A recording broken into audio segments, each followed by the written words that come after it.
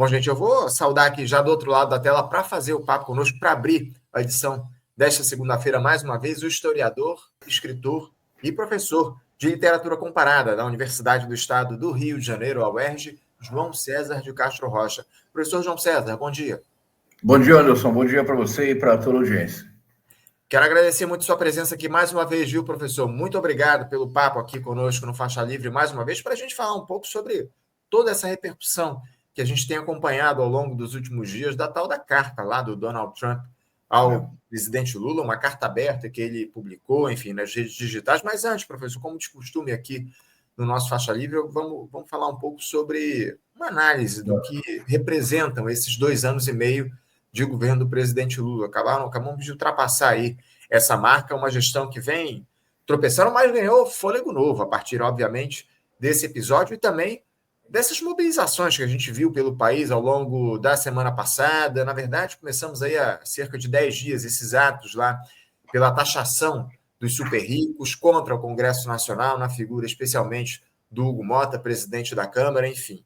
Eu queria uma avaliação sua, como é que isso, acima de tudo, repercutiu em relação ao governo, não, obviamente, a situação envolvendo o Donald Trump, mas esse enfrentamento que surgiu diante das posturas do Congresso Nacional, aquela situação toda, aquela polêmica envolvendo o decreto do IOF, onde o Supremo Tribunal Federal teve de intervir. Aliás, vamos ter uma reunião amanhã, um encontro lá entre a Câmara, o Congresso Nacional e o Executivo, o Legislativo lá no Supremo Tribunal Federal, uma tentativa de unidade ou de acordo ali construída pelo Alexandre de Moraes, ministro do Supremo. Mas, enfim, como é que o senhor avalia o governo nesse momento, especialmente a partir dessas mobilizações que surgiram nas ruas do país ao longo dos últimos dias, professor? Vamos lá, então. Uma alegria, Anderson, sempre conversar com você. Vamos lá, então. Tem me ocorrido, ultimamente, uma analogia que, se for correta, é suficientemente grave para que estejamos alertas.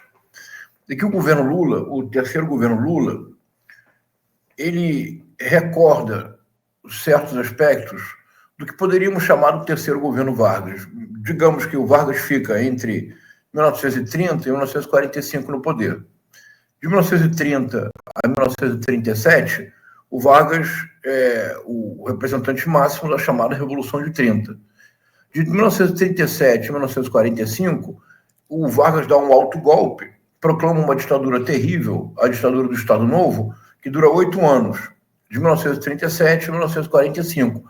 Poderíamos, então, considerar que há 2 governos Vargas nesse período de 15 anos. E um terceiro governo Vargas, então, se aceitasse essa ideia, o terceiro governo Vargas, quando ele retorna de São Borja e recebe uma votação consagradora e volta à presidência eleito, pela primeira vez, já que em 30 foi a Revolução de 30 que o alçou ao Executivo. No terceiro governo do Vargas, há um autêntico ódio contra o Getúlio Vargas. Existe uma direita que nós certamente chamaríamos hoje de extrema-direita, que, embora contasse com intelectuais notáveis como Afonso Arinos, Gemelo Franco e Carlos Lacerda, para citar 2, a direita contra o Vargas era absolutamente... A oposição da direita contra o Vargas era absolutamente feroz, não deu trégua e manteve o governo do Vargas sitiado literalmente durante os 4 anos em que o Vargas esteve à frente do governo, até o seu suicídio em agosto de 1954. Para que você tenha uma ideia, Anderson, assim que circularam rumores de que o Getúlio Vargas deixaria sua aposentadoria em São Borja e voltaria para disputar a presidência da República, o Carlos Lacerda, dono da Tribuna da Imprensa e político, escreveu o seguinte, ele disse assim: o senhor Getúlio Vargas, senador, não pode ser candidato. Candidato não pode ser eleito. Eleito não pode ser empossado. Empossado, devemos lançar mão da Revolução para impedi-lo de governar.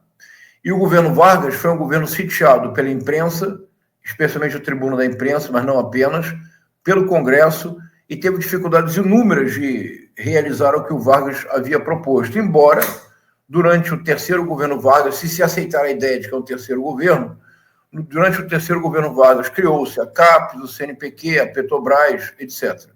houve uma guinada importante no governo Vargas, que uma parte da esquerda só compreendeu após o seu suicídio, que produziu um autêntico clamor popular. E o Getúlio Vargas, então, com seu suicídio, que é um dos atos políticos mais inesperados da política brasileira, da história da política brasileira, o Getúlio Vargas adiou o golpe da direita por 10 anos, o que não é pouca coisa. Sem o gesto político do Getúlio Vargas, nós não teríamos sequer Brasília. O Juscelino Kubitschek não teria sido eleito. Certamente não teria sido eleito, certamente não teria sido empossado, porque houve, assim como com Vargas, houve muitos esforços para que o Juscelino Kubitschek não assumisse. Foi graças a Marechal Lott, um general, um militar legalista, que o Juscelino Kubitschek, que havia vencido as eleições, assumiu o governo, com o João Goulart como vice-presidente. À época, as eleições eram diferentes. Para presidente e vice-presidente, não era uma chapa só, eram votações diferentes. Tanto que o João Goulart foi vice-presidente do Juscelino Kubitschek e depois vice-presidente do Jânio Quadros. Em boa medida, a popularidade do João Goulart nunca foi perdida e manteve-se sempre em alta com as classes trabalhadoras, porque o João Goulart, ministro do Trabalho do Getúlio Vargas, deu um aumento salarial de 100%, Anderson. Não é algo que se esqueça, não é verdade? Então, a minha proposta, para que nós pensemos, é que o terceiro governo Lula equivale a esse momento do Getúlio Vargas. Por quê?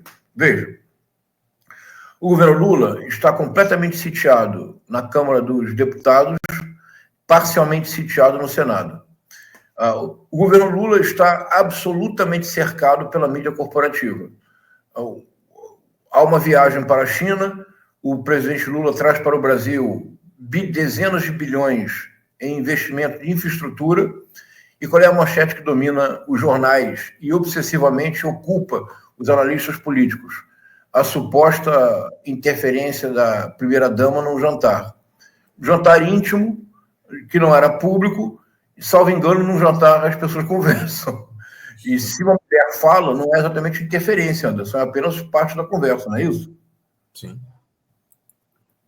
O presidente Lula vai à França, é o segundo brasileiro a ingressar como correspondente na Académie Française, o outro é o Dom Pedro II, recebe homenagens da prefeita de Paris, a Torre Eiffel tem as cores do Brasil, é recebido calorosamente por Macron, consegue negócios importantes para o país.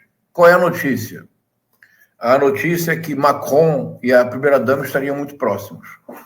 O presidente Lula viaja para o Vietnã, consegue abrir o mercado de carne do Vietnã para o Brasil, para o agronegócio. Você viu alguma repercussão sobre isso? Certamente não.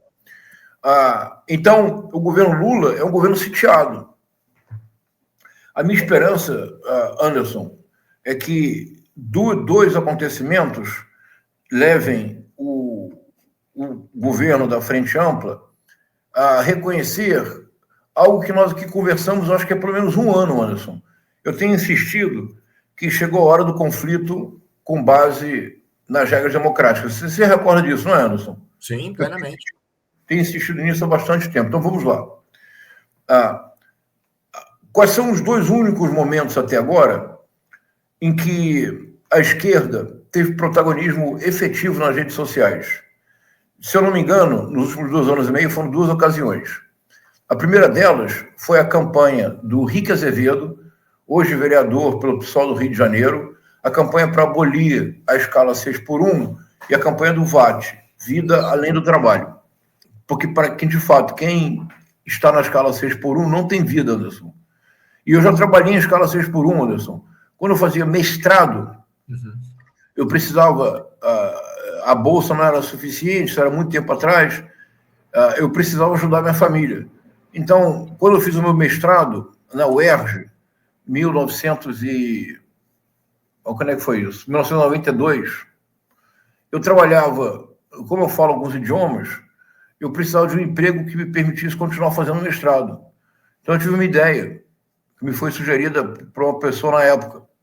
A ideia é que eu trabalhei durante mais ou menos 18 meses, até que entrei em colapso, tive que parar para terminar o mestrado. Eu trabalhei como telefonista internacional num hotel de madrugada. Eu chegava no hotel às 11 horas da noite, 10h30, jantava, saía 7 horas da manhã. Era em Copacabana o hotel, eu morava no Meia. Aí pegava o ônibus para ir para casa, eu não conseguia dormir de imediato, porque você ficava muito agitado. Depois de 18 meses desse regime, eu literalmente entrei em colapso físico e abandonei o emprego para terminar o mestrado. Mas durante 18 meses eu vivi na escala 6x1. Você não tem vida, Anderson, porque nessa escala 6x1, você necessariamente trabalha sábado e domingo. Você só não trabalha sábado e domingo uma vez por mês. Mas não é que você não trabalha sábado e domingo, você não trabalha ou no sábado ou no domingo. Então, esse movimento do Rick Azevedo foi um movimento muito importante, porque levou pela primeira vez deputados da extrema-direita a recuarem, entre eles o Nicolas Ferreira, o Cleitinho, esta figura improvável que é senador em Minas Gerais, esse sujeito que é uma agonia escutá-lo, você percebe que os dois neurônios dele estão em conflito permanente, raramente se harmonizam para a produção de uma frase sensata. Todos eles voltaram atrás, não é verdade? Sim. Agora parou na Câmara. Primeiro momento. Segundo momento, essa campanha divertidíssima do Hugo Nem Se Importa, do deputado como é que ele chama o Arthur Lira? O deputado Pira alguma coisa. Pira das emendas. Mas o Hugo Nem Se Importa é absolutamente genial e produziu, de fato, algo muito importante. Dentro das regras democráticas, é o conflito. Não é nada diferente. Boa parte da mídia corporativa se espantou. Mas o que é isso? Que agressividade é esta? Ora, esta mídia corporativa, desde 2016, assiste o crescimento da violência simbólica de Bolsonaro dizendo para uma deputada: você não será violentada porque você não merece. Isso é uma coisa... É tão inconcebível que um ser humano diga essa frase, e ele não foi cassado. Um deputado que, para justificar um voto, diz: dedica o voto ao coronel Carlos Alberto Brilhantiucci, o terror da Dilma, por causa da tortura. O sujeito entra num parlamento, é o equivalente de alguém chegar no parlamento alemão e afirmar voto em homenagem a Adolf Hitler. Sim. E não foi cassado. O Nicolas Ferreira constantemente realiza... Agora descobrimos que ele gastou R$750 mil para impulsionar os seus vídeos. De onde veio esse dinheiro? Um deputado não tem R$750 mil, Anderson. Bom, não deveria ter. Um deputado em primeiro mandato, como deputado federal, não tem R$750 mil. Pelo salário, não tem como guardar R$750 mil. Então, essas duas campanhas, acho que mostram o norte. E que talvez eu não esteja tão equivocado. Chegou a hora do conflito dentro das regras democráticas, ou a extrema-direita volta com toda a força. Não tenha dúvida.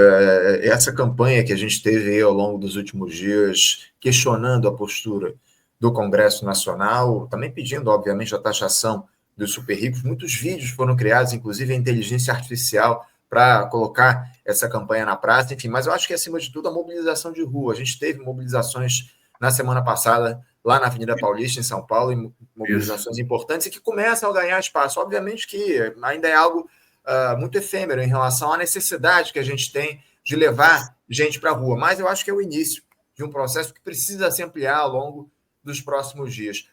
Professor, eu já queria logo entrar nessa situação envolvendo a carta lá do Donald Trump. A gente observou na semana passada aquela iniciativa até certo ponto inesperada. Ninguém acreditava que o Donald Trump pudesse tomar uma ação como aquela, não só na defesa aberta do Jair Bolsonaro, questionando a justiça aqui no nosso país, a soberania nacional, acima de tudo, atentando contra a nossa soberania, mas também estabelecendo aquele tarifaço, 50% sobre os produtos brasileiros que são importados lá pelos americanos.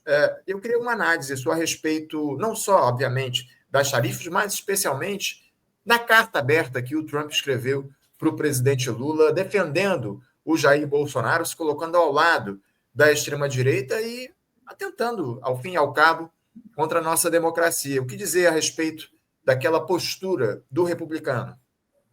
Vamos lá. Então, vamos analisar todos os aspectos. Vamos voltar atrás.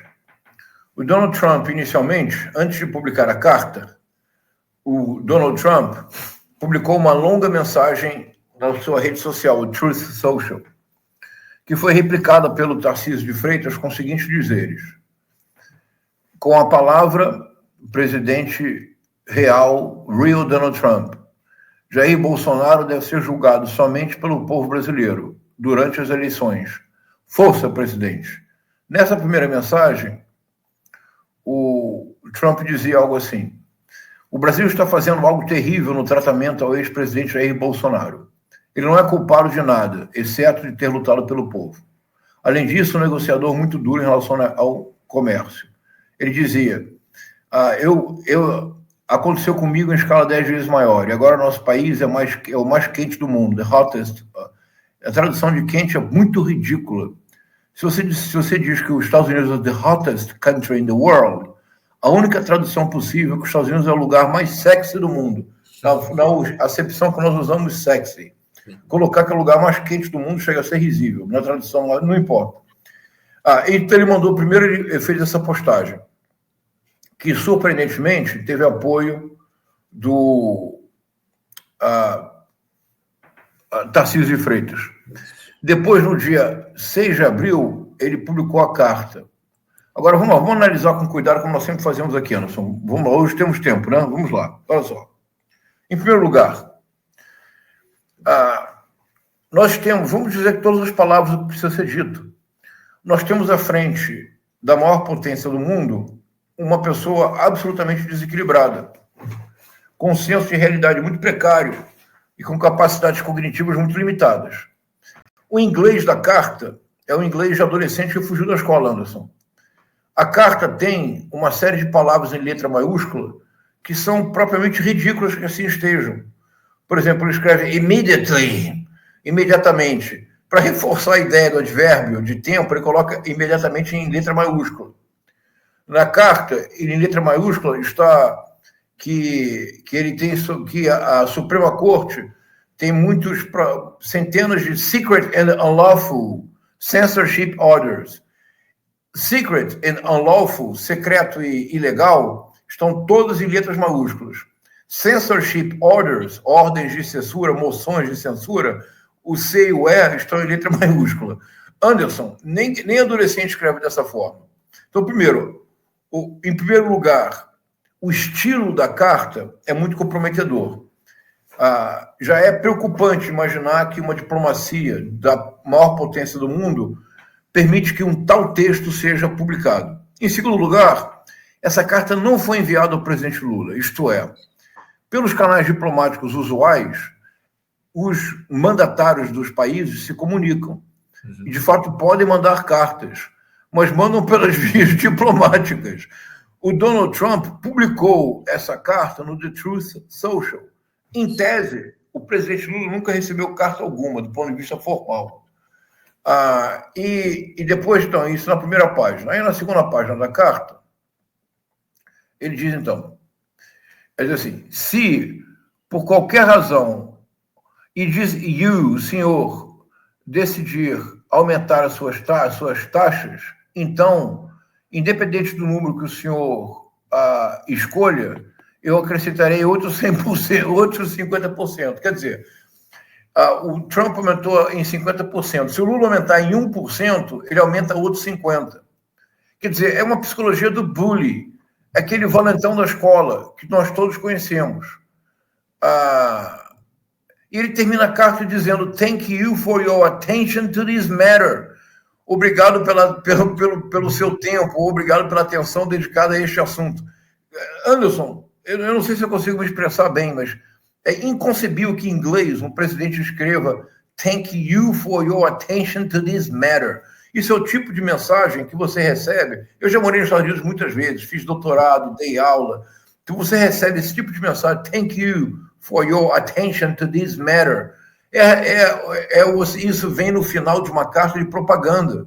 Estou vendendo liquidificadores, que são os segredos do Trump, de liquidificador, não é isso? Estou vendendo liquidificadores com segredos.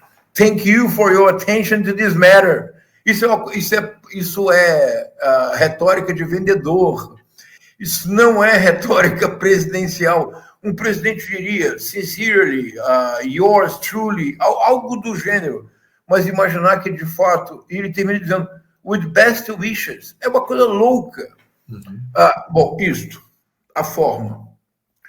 O conteúdo é tão clownesco, tão farsesco, tão reality show de segunda categoria, que a única resposta possível para o Donald Trump, que obviamente o presidente Lula não pode dar, porque estaria se igualando em termos diplomáticos, a única resposta possível seria uma resposta de apenas uma frase. A resposta seria, you are fired. Que é o que ele dizia no programa The Apprentice, você está demitido, you are fired. Porque é inconcebível. O conteúdo, então, falemos do conteúdo. Qual é o conteúdo da carta? O conteúdo da carta que é o valentão da escola. Ou você tira o tênis, tira a calça, tira a blusa, joga fora a mochila, dá 3 voltas de cueca no pátio, ou eu vou aumentar suas tarifas em 50%. Porque o que ele pede, o que ele exige na carta, e a carta revela um limite intelectual muito preocupante. Porque na carta ele exige que o presidente Lula acabe com o julgamento do presidente Bolsonaro. Ele parece não entender que o poder que julga o presidente Bolsonaro é o poder judiciário, não é o presidente Lula. O executivo não pode dar uma ordem e alterar um julgamento em curso do judiciário. É absurdo. E se isto não acontecer, então haverá um aumento das tarifas de 50%. Anderson, o aumento das tarifas de 50% é um bumerangue. É óbvio que, especialmente o estado de São Paulo, será bastante prejudicado. Produtores de laranja, etc. Já que boa parte da laranja dos Estados Unidos vem da Califórnia e do Brasil. Me escutam? Ouço sim, fica à vontade. Boa parte do suco de laranja dos Estados Unidos é produzido ou com laranja da Califórnia ou com laranja do Brasil, especialmente de São Paulo. Mas o mais importante é que se você coloca 50% de imposto a mais para a entrada de produtos, salvo engano, no mundo capitalista, só há uma forma de você compensar o fato de que você terá que pagar 50% a mais. É que você aumenta o preço. Sim. Então, em última instância, é óbvio que é muito ruim para a economia brasileira, não há dúvida alguma. Mas não é nada bom para a economia americana. Lá na ponta, o consumidor, lá da Georgia ou do Texas, estados fervorosamente trumpistas e republicanos, vão pagar mais pela sua cartela de ovos e vão pagar mais pelo suco de laranja. Agora, e do ponto de vista das relações internacionais, é uma aberração. É uma aberração que não foi vista nem mesmo... Olha o que eu vou dizer agora. Nem mesmo na diplomacia nazista houve uma aberração como esta. Vamos dizer, eu espero que a audiência compreenda o que está acontecendo. A maior potência do mundo, a maior potência ainda econômica e militar do mundo, envia uma carta para um país de dimensões continentais, que é a 8ª economia do mundo, envia uma carta dizendo que se não houver uma interrupção do julgamento do ex-presidente, e que se essa interrupção deve ser decretada pelo presidente Lula, se não houver isto, haverá um aumento de 50% de impostos. Vamos lá. Em primeiro lugar, não é razoável. E um dos motivos que ele dá é que a balança comercial estaria deficitária para os Estados Unidos. Então, vamos lá. A balança comercial é superavitária para os Estados Unidos. Então, um presidente da maior república, do maior economia do planeta, cometer um erro desse, já é tão patético que você não tem o que comentar. Exige que haja um estabelecimento de uma ditadura no Brasil. A única possibilidade que o presidente Lula teria de acabar com o julgamento ao presidente Bolsonaro seria tomar uma atitude ditatorial e literalmente seria decretar o fim do judiciário. Uhum. Então, não é razoável do ponto de vista político, é absurdo do ponto de vista econômico, cria uma instabilidade mundial. Na sequência, ele anunciou uma taxação de 30% ao México e à União Europeia. Então, Anderson, anote o que eu estou dizendo. Donald Trump, se não mudar 180 graus a sua atitude, não termina o mandato. Inclusive, a gente vai daqui a pouquinho, professor, tratar a respeito disso com uma analista internacional que mora nos Estados Ótimo, Unidos para falar sobre a repercussão muito desse bom. episódio por lá. Uma brasileira que mora lá, a gente vai falar sobre isso. Essa lógica do absurdo é comum na gestão do Donald Trump. A gente observa isso em uma série de setores lá nos Estados Unidos. A gente debate muito essa figura aqui no nosso programa e ele, mais uma vez, dialoga com essa lógica a partir da carta que ele escreveu nas redes sociais, direcionada ao presidente Lula. Agora, o professor, eu queria que o senhor falasse um pouco sobre as alegações dos bolsonaristas a respeito do que está em curso aqui no nosso país. A turma lá do Jair Bolsonaro diz que os culpados por todo esse processo, esse absurdo, essa carta do Donald Trump, seriam o presidente Lula e o ministro do Supremo, Alexandre de Moraes. O senhor registrou muito bem aqui, o Trump fala em ditadura aqui no país, mas o que ele defende, acima de tudo, é uma atitude ditatorial do Lula para intervir na ação do judiciário brasileiro, um negócio completamente sem sentido. Enfim, eu queria que o senhor falasse um pouco a respeito dessa alegação que o bolsonarismo utiliza, de que o Lula e o Alexandre de Moraes seriam responsáveis por esse processo, enfim, impediriam o avanço do debate, da discussão sobre a anistia ao Jair Bolsonaro, aquela turma lá do 8 de janeiro, enfim, como é que o senhor observa essa alegação utilizada pelo bolsonarismo, professor? Vamos lá. Revela a mesma falta de senso de realidade e a mesma limitação cognitiva do mestre. Nesse caso, os bolsonaristas são bons alunos. Eu, como professor, devo ficar feliz. Em que sentido? Vamos lá. Quando é que você pode decretar uma anistia? Para alguém que foi condenado por um crime. Eu acho que isso os bolsonaristas, Eduardo Bolsonaro entende. Paulo Figueiredo Filho compreende. A única possibilidade de conceder anistia é depois do trânsito em julgado. Porque, veja, Anderson, você tem... os bolsonaristas têm total certeza de que o Bolsonaro será considerado culpado? Ele não pode ser inocentado no julgamento? Pode, não pode? A defesa do Bolsonaro não pode encontrar razões técnicas para anular o julgamento? Sim. Teoricamente pode. Uhum. Então, não é possível ter anistia com um julgamento em curso. É uma coisa, isso é tão elementar que é constrangedor ter que falar nisso. Veja, o julgamento não acabou, Anderson. Então não pode haver anistia. É preciso esperar o resultado do julgamento. É tão elementar que chega a ser constrangedor. Primeiro ponto. Então esse é um ponto técnico. Agora o ponto mais importante, vamos lá. Vamos tocar o dedo aqui na ferida. Deixa eu ver se saiu uma coluna que eu escrevi. Me dá um minuto, Anderson. À vontade, professor, fica à vontade. Eu fiz uma coluna, eu escrevi um texto para a minha coluna do ICL, Sim. Em que o texto é assim, bolsonarismo em estado de dicionário. É o nome do texto. Deixa eu ver aqui se saiu essa coluna.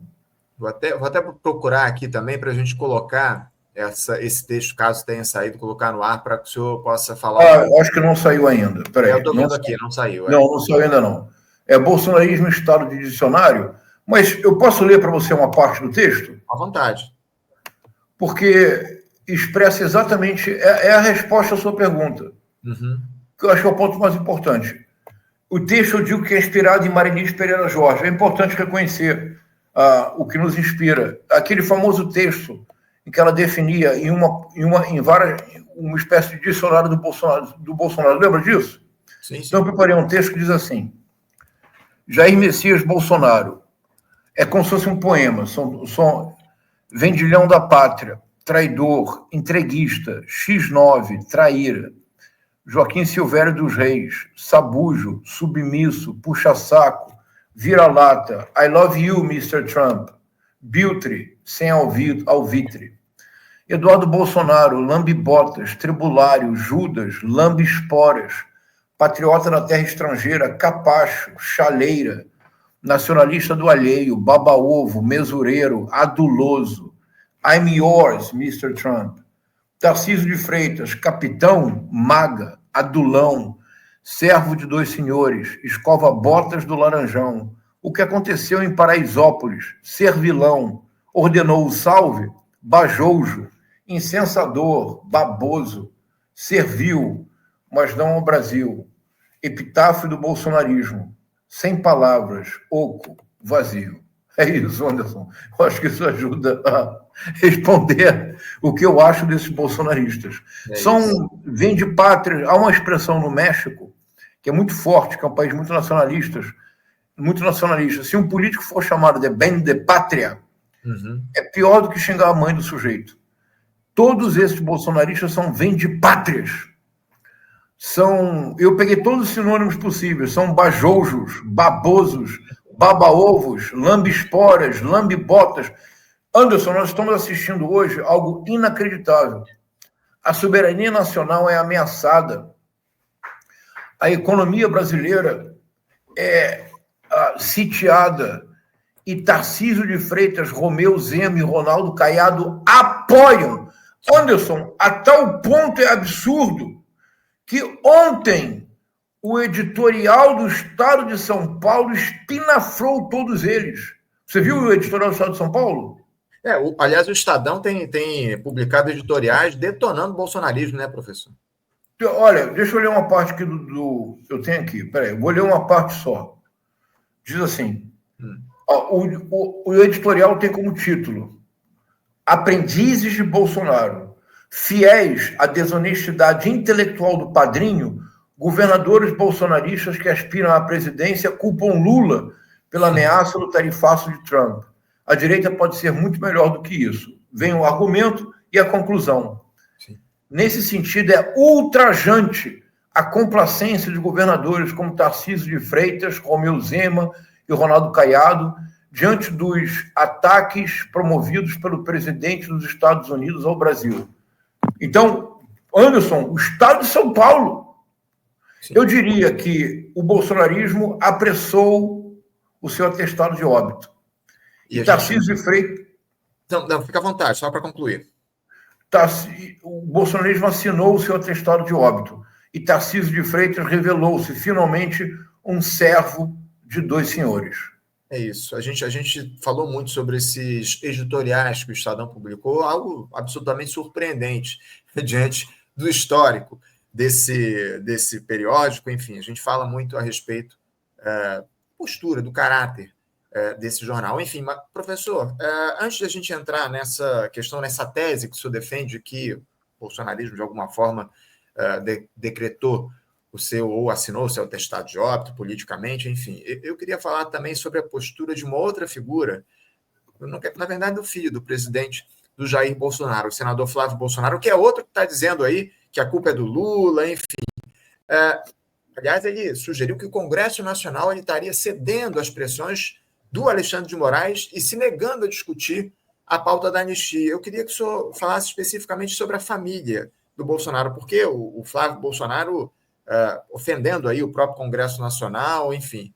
Há quem diga que isso mereceria uma sanção por parte, inclusive, do Davi Alcolumbre, as últimas falas do Flávio Bolsonaro. Mas o fato é que o Eduardo Bolsonaro está lá nos Estados Unidos conspirando abertamente contra o país. Há quem diga que ele foi o personagem principal na construção dessa carta publicada pelo Donald Trump.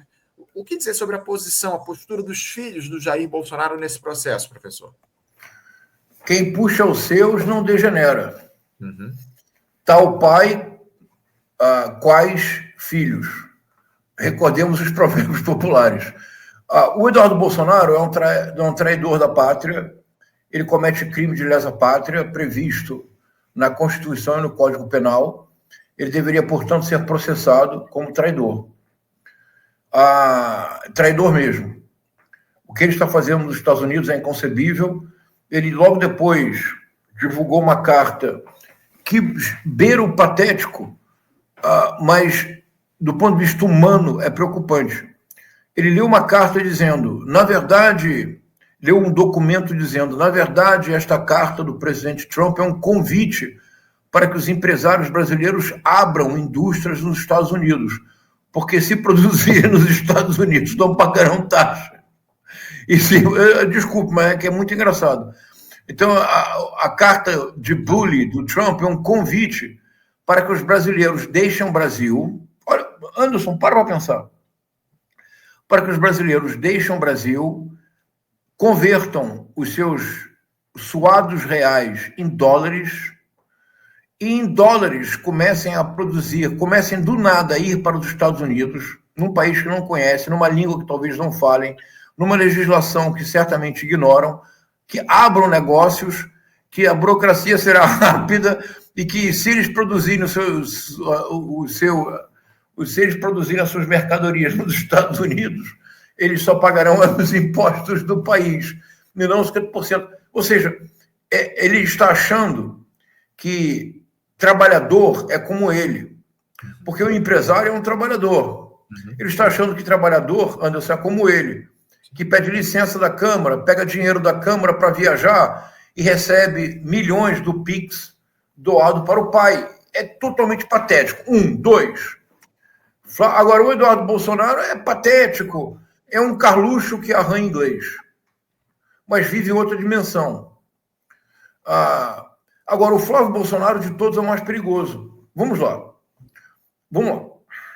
O Flávio Bolsonaro, antes disso acontecer, deu uma entrevista à Folha de São Paulo, que era o anúncio de um golpe. O Bolsonaro somente apoiaria quem se comprometesse com o indulto, mas não bastaria se comprometer com o indulto. Seria necessário se comprometer com um gesto de força. Em caso do Supremo Tribunal Federal questionar o indulto, seria necessário um gesto de força. Isto é, fechar o Supremo Tribunal Federal. Ele deu essa entrevista. Foi publicada na Folha de São Paulo. Não houve nenhum editorial da Folha de São Paulo dizendo, por exemplo, publicamos hoje uma entrevista do senador Flávio Bolsonaro, no qual há uma sugestão de um golpe de força. Por dever de jornalismo, publicaremos a entrevista até mesmo para alertar a população brasileira do que se trata. No entanto, a direção da Folha de São Paulo expressa o seu mais profundo desacordo com esse atentado à democracia. Nada disso foi publicado. Publicou-se apenas a entrevista do Flávio Bolsonaro como se fosse algo normal. Nada acontece. Ele sobe o tom. Ele deu uma entrevista dizendo que era preciso entender que esse era o primeiro gesto, que nós não temos como replicar, que outros gestos poderiam vir. E ele usa uma analogia histórica. Ele diz, os Estados Unidos lançaram a primeira bomba atômica. Os japoneses, teimosos, insistiram em defender a sua soberania. Veio a segunda bomba atômica. Ou seja, o que ele está dizendo é que a ameaça dos 50% é a primeira bomba atômica. Qual será a segunda? Que os Navy SEALs invadam o Brasil, que o exército americano invada o Brasil. Anderson, é isto que este personagem de triste figura, sem ser o Dom Quixote, é isto que esse personagem de triste figura está propondo. Como é possível que, então, o bolsonarismo apressou o seu atestado de óbito? Não pode haver, Anderson, patriotismo na terra estrangeira. É isso. Acima de tudo, não pode haver patriotismo na terra estrangeira. Eu acho que a síntese do que está em curso é isso. Agora, professor, ainda antes da gente tratar um pouco mais de maneira aprofundada dessa sua análise a respeito da morte política do bolsonarismo, o senhor acredita numa eventual fuga do Jair Bolsonaro do país diante de tudo que está acontecendo? Enfim, aliás, inclusive, o deputado Lindbergh Faria pediu, ao longo desses últimos dias, a prisão preventiva do Eduardo Bolsonaro, pediu a prisão dele ao Supremo Tribunal Federal diante desse episódio, por traição à pátria. Enfim, como é que o senhor vê a posição do Jair Bolsonaro em relação a tudo isso? O senhor acredita que ele possa deixar o país depois dessa situação toda que ocorreu, dessa carta do Donald Trump aqui ao presidente Lula? O mais provável é que eles continuem escalando a tensão. É a única estratégia da extrema-direita, é escalar a tensão de modo a produzir um caos cognitivo que pode ter frutos políticos. É a tese do Steve Bannon, na tentativa de acelerar o processo de destruição da ordem presente para voltar a uma ordem, hipoteticamente, a uma idade de ouro. Ou para criar um paraíso na Terra, é preciso destruir tudo que aqui está. E você só destrói aumentando constantemente a tensão. Você leva as instituições a um colapso, e as instituições sendo levadas a um colapso, você tem maior facilidade para impor um golpe de força. É o que o Trump está tentando fazer nos Estados Unidos. Você vai conversar com um especialista, peça para que ela fale um pouco das estratégias adotadas pelos agentes do ICE, o Immigration and Customs Enforcement. Eles estão, por exemplo, agora, quando um imigrante é citado para ir à corte para tratar de uma simples multa de trânsito, eles sequestram o imigrante. Aconteceu agora, na última semana, algo que nem os nazistas fizeram, Anderson. Anderson, vou repetir, nem os nazistas fizeram. Eles estão sequestrando imigrantes em centros cirúrgicos. Anderson, a pessoa sendo operada. Nem os nazistas fizeram isso, Anderson. É uma coisa absoluta. O Trump agora quer criar uma prisão nos swamps da Flórida, nos pântanos da Flórida, e brinca dizendo que será o Alcatraz Alligator, porque a famosa prisão de Alcatraz, você podia até ter... Era impossível fugir, uma pessoa só fugiu. Porque, entre outras coisas, tinha que nadar até a costa, e estava um mar infestado de tubarões. Na Flórida não há tubarões, mas há os alligators. Uhum. É uma coisa inconcebível. Bom, dentro desse contexto, uma figura como Flávio Bolsonaro ameaçar uma segunda bomba atômica, todos os políticos, o líder da oposição no Senado, Rogério Marinho, veja, eu tenho enorme respeito pela figura do líder da oposição. O que um líder da oposição deve fazer é oposição sem trégua. Não existe oposição civilizada. Isso é uma invenção da imprensa. Se você é oposição, você tudo faz para criar obstáculos ao governo. É da natureza da oposição, não tem nenhum problema nisso. Mas o Rogério Marinho ir à televisão e defender que o Brasil aceite as exigências norte-americanas, veja, não é mais ser líder da oposição, é ser líder de potência estrangeira no país. Isso é crime de lesa pátria. Então, todos estes vão pagar um preço caro, porque tirando os fanatizados bolsonaristas, e aí não há muito o que fazer, tirando os fanatizados bolsonaristas, veja, o editorial do Estado de São Paulo, nesse sentido, me parece sintomático. Qualquer pessoa que não tenha vendido a alma por uma radicalização política monetizadora, porque eles estão fazendo isso para cash in, para colocar dinheiro no bolso, é para monetizar, é para radicalizar. Daqui a pouco vão pedir Pix para que eu possa manter o meu trabalho. O Paulo Figueiredo, para que eu possa manter o meu trabalho na Flórida, eu preciso do Apoia-se, Cadastre-se, Ajude-me, Pix. No fundo, tudo é uma estratégia de monetização, Anderson. Mas essa estratégia de monetização agora chegou no limite. É muito importante, como já estamos chegando no final, Anderson, é muito importante dizer o seguinte: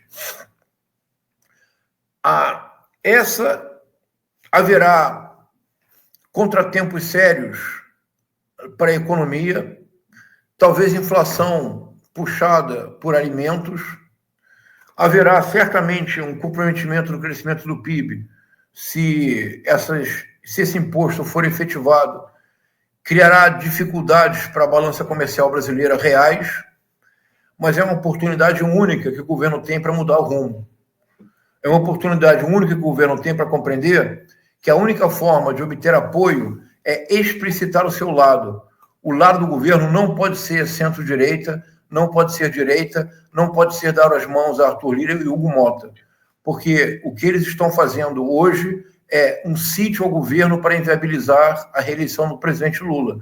É óbvio que a essa altura do campeonato já deve ter ficado mais do que claro para o presidente Lula que não haverá conciliação possível com Hugo Mota e Arthur Lira. A única conciliação com Hugo Mota e Arthur Lira é deixar o governo em 2027 tendo dado para eles cada vez mais bilhões de reais para as emendas secretas, que são o maior escândalo de corrupção da história do país. Eu acho que está mais do que claro, acima de tudo, que o Lula cometeu um erro quando ele se uniu, acima de tudo, apoiou a eleição do Hugo Mota, patrocinado pelo Arthur Lira para a presidência da Câmara dos Deputados. Esse grande acordão que se construiu pela governabilidade tem se mostrado um erro. Professor, como o senhor disse aqui, estamos nos aproximando do final do nosso papo. Eu queria ainda explorar um pouco mais essa tese que o senhor tem levantado ao longo dos últimos tempos de que o bolsonarismo, a extrema-direita, especialmente o Jair Bolsonaro e a família, assinaram o seu atestado de óbito na política. Essa carta ameaçadora de Donald Trump, de alguma forma, encerra o histórico na política do Jair Bolsonaro e dos seus filhos, diante de tudo que está colocado, diante de toda a repercussão, diante do ataque à democracia, à soberania nacional. Como é que o senhor avalia o futuro político do Jair Bolsonaro e dos seus depois desse episódio? Então, vamos lá. O Jair Bolsonaro é carta fora do baralho. A única possibilidade que assim não seja, e vamos falar claramente aqui, Anderson, é se houver uma invasão militar dos Estados Unidos no Brasil. Não há outra possibilidade, Anderson. É a única possibilidade. Invasão militar dos Estados Unidos no Brasil. O que me surpreende, porque eu considerava que nós teríamos que enfrentar por um longo tempo um bolsonarismo sem Bolsonaro. E que isso fortaleceria, paradoxalmente, o bolsonarismo, porque tornaria o bolsonarismo como conjunto de ideias, como tem defendido. Porque o libertaria da obrigação constante de ser refém da figura do Bolsonaro. Isso me parecia um cenário muito provável. Mas a movimentação do bolsonarismo para salvar a pele de Bolsonaro é uma movimentação que coloca em xeque o que o próprio Bolsonaro dizia ser o seu legado. Se você se recordar, Anderson, o Bolsonaro dizia: qual é meu principal legado?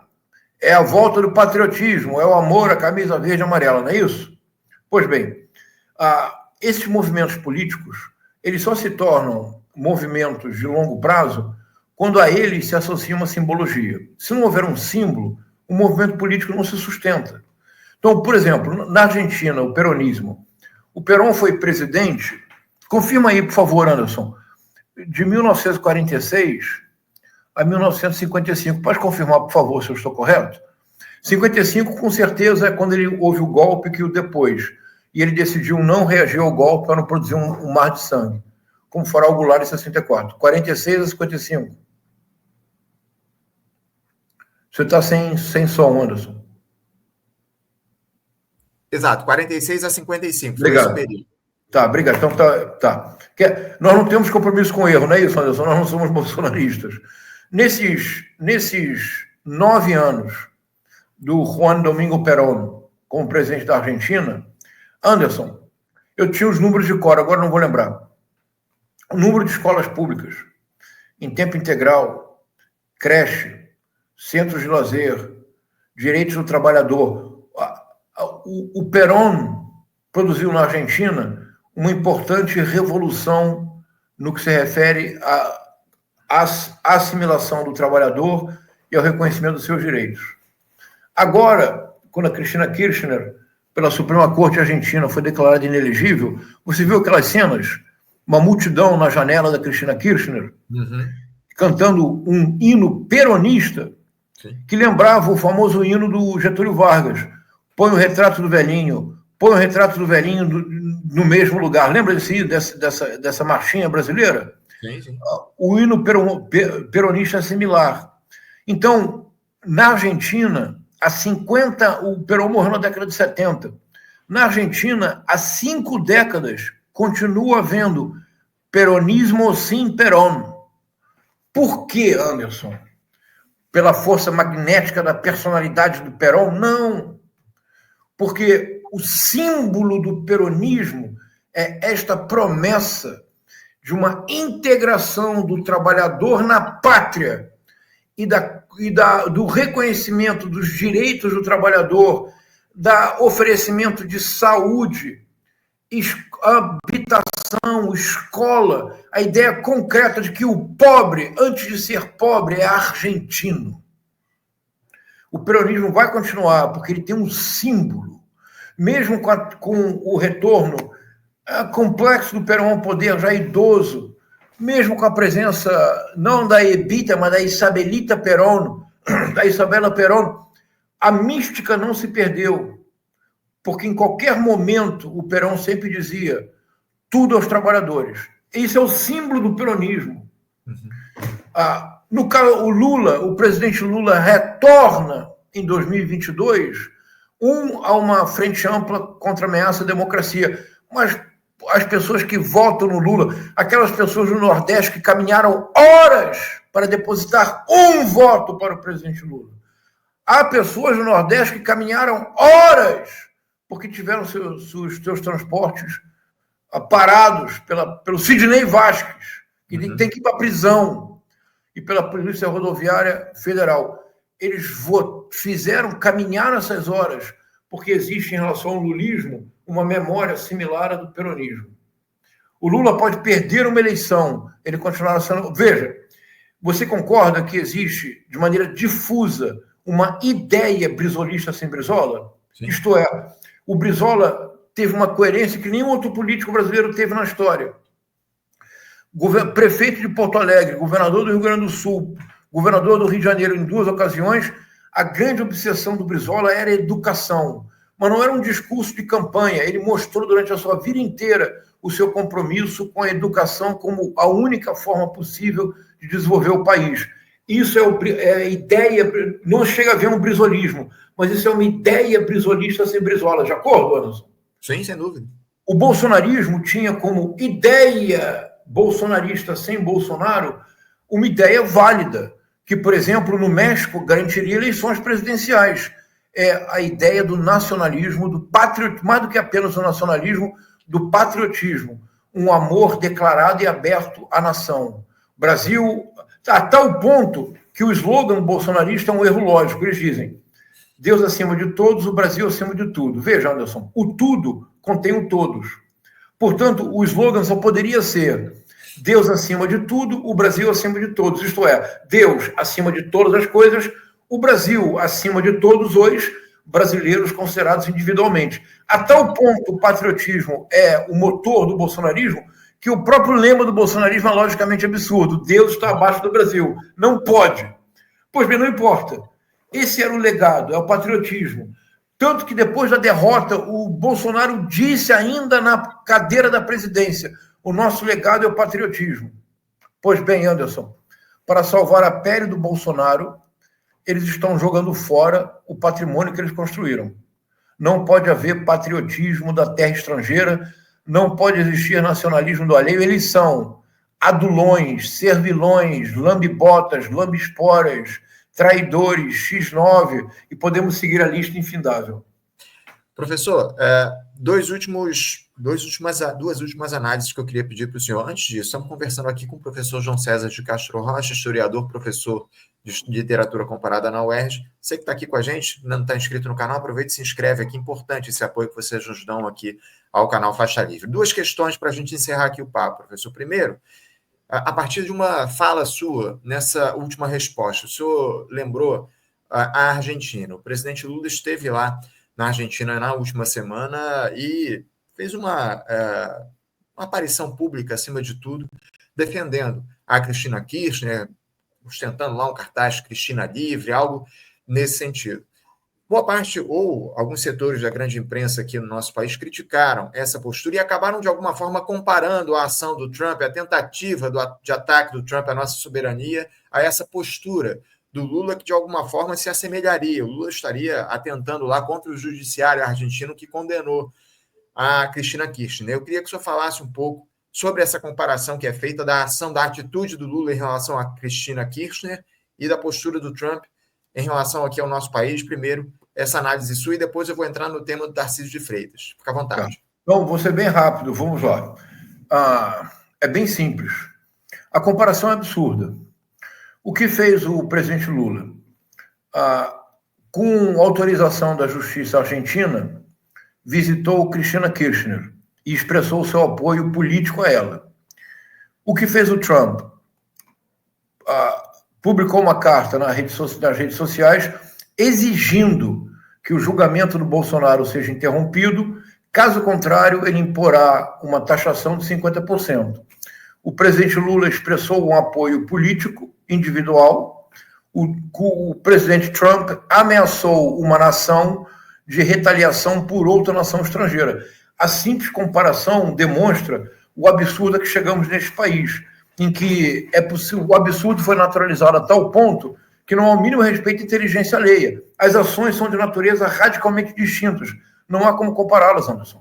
Por exemplo, Muitos presidentes da União Europeia já disseram que apoiam a Ucrânia, o Zelensky, e, portanto, atacam Putin.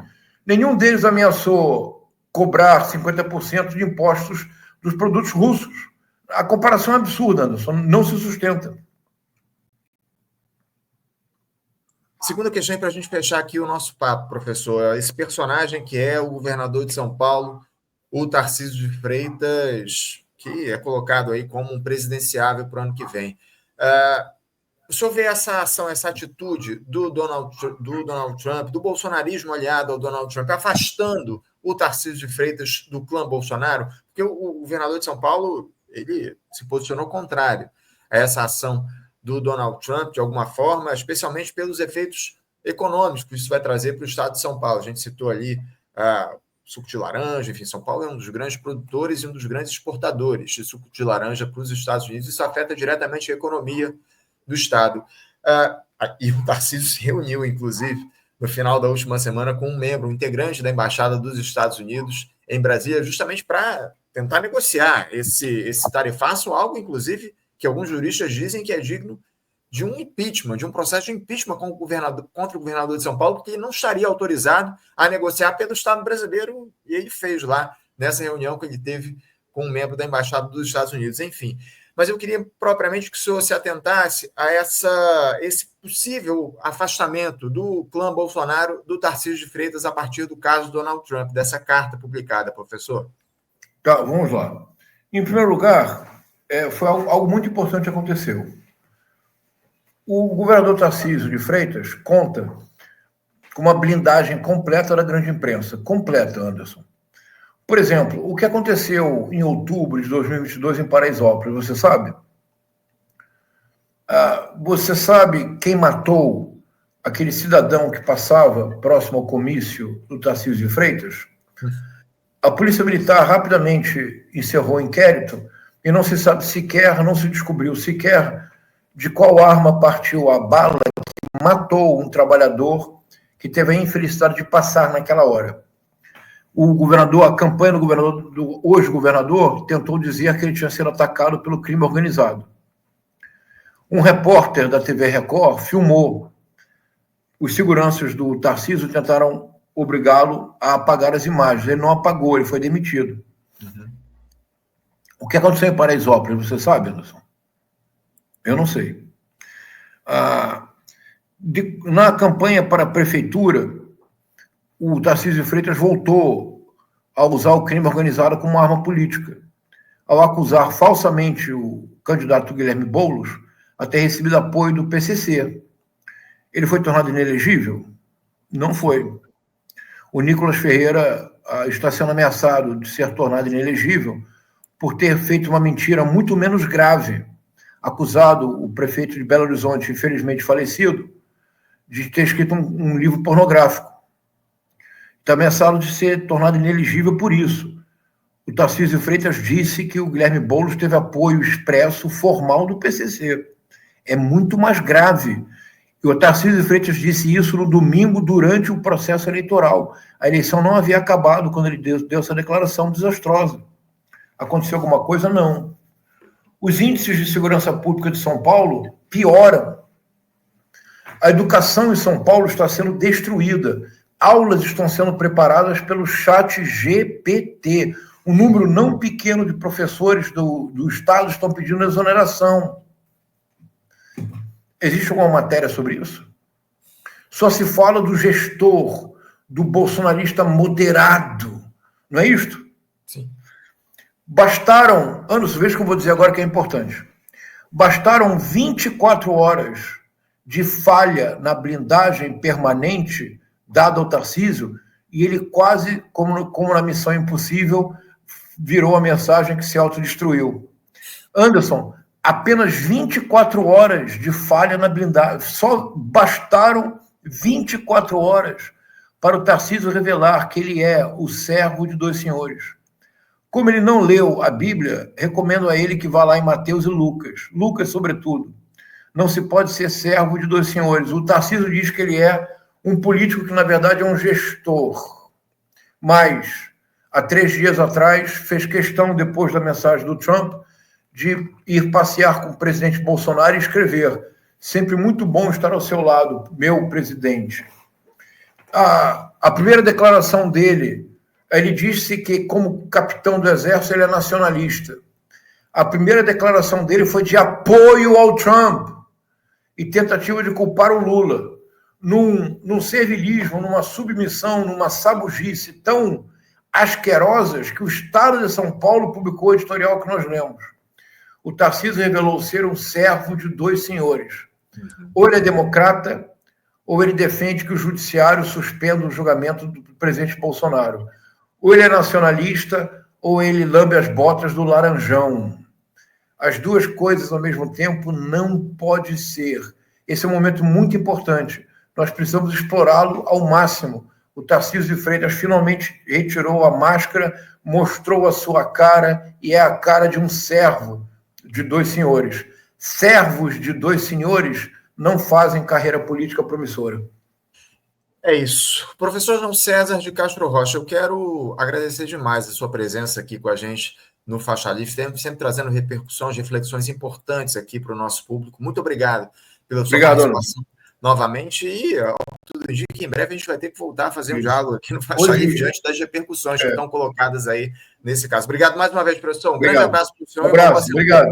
Abraço, até a próxima. Obrigado. Conversamos aqui com o João César de Castro Rocha. João César, historiador, escritor e professor de literatura comparada da Universidade do Estado do Rio de Janeiro.